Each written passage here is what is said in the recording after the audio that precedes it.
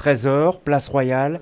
À cet instant, Philippe Claus n'est pas encore bourgmestre de la ville de Bruxelles. C'est le moment où, en fait, bizarrement, depuis ce matin, on se dit, ben voilà, on prend en main la destination de la capitale du pays.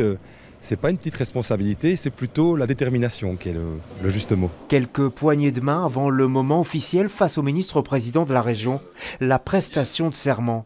Les deux hommes se connaissent bien, même parti, le PS. Philippe Claus a aussi remplacé Rudy Vervoort à la tête du groupe socialiste au Parlement bruxellois. Le cadeau est approprié pour ce passionné de rugby, dont l'équipe sera maintenant la ville de Bruxelles, avec à sa tête un bourgmestre à 100%. J'ai eu ma dernière séance plénière aujourd'hui, je termine la session maintenant, mais en septembre, en effet, je serai 100% bourgmestre. C'était un message extrêmement clair que je voulais avoir par rapport à la population, c'est-à-dire un mandat, une rémunération. Les récents soubresauts politiques ont laissé des traces, mais le nouveau bourgmestre veut aller de l'avant, sur tous les dossiers, même les plus délicats, comme le piétonnier. Il faut évidemment que les travaux commencent, et ils ont commencé, et ils vont commencer. Je pense qu'il faut des segments très précis où les gens peuvent voir ce que va donner ce piétonnier, parce qu'aujourd'hui, ils n'en voient en fait qu'un projet, mais ils ne voient pas encore la réalisation.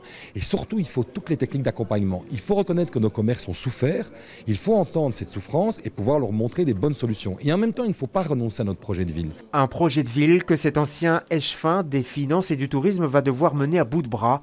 Dans un coin de la salle, sa femme et sa maman fière de son fiston, mais aussi inquiète et émue. Je trouve que parfois c'est très dur, surtout pour une mère. Voilà. Et je pense beaucoup à son papa qui était très présent et puis voilà, il n'est plus là mais il nous regarde.